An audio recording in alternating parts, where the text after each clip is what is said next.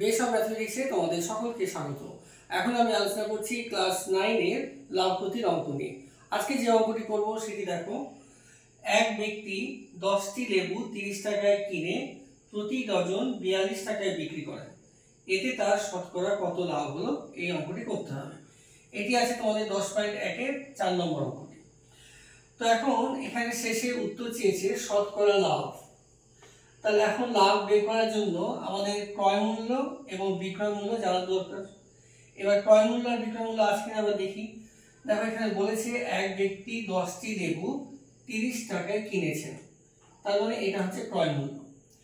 তারপরে বলেছে প্রতি ডজন মানে 12টি 42 টাকায় বিক্রি করেছেন, তাহলে 42 টাকা এটা বিক্রয় মূল্য।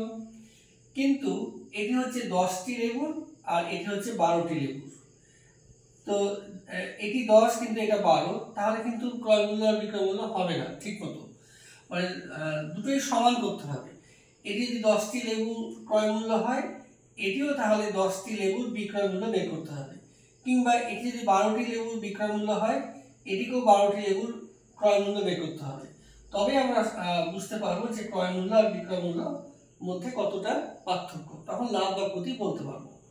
আবার এভাবে করতে পারো, একটি লেবুর ক্রয় মূল্য বের করে নিলাম, আবার এখানেও একটি লেবুর বিক্রয় মূল্য বের করে নিলাম, তাহলেও কিন্তু আমরা লাভ বা ক্ষতি বুঝতে পারবো।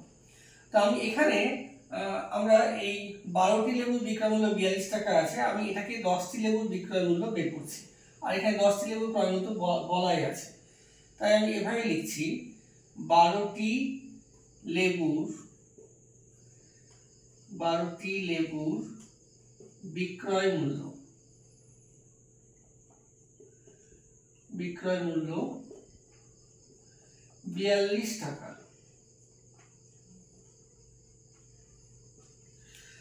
অতএব একটি লেবুর বিক্রয় মূল্য 42/12 টাকা।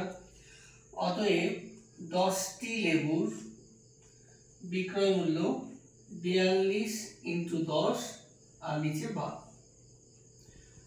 কারেন্ট করি, 6 দিয়ে কাটো, 6 দুগুণী 12, 6 7 42, 2 দিয়ে কাটো, 5 দুগুণী 10, তাহলে হচ্ছে 5 7 35 টাকা।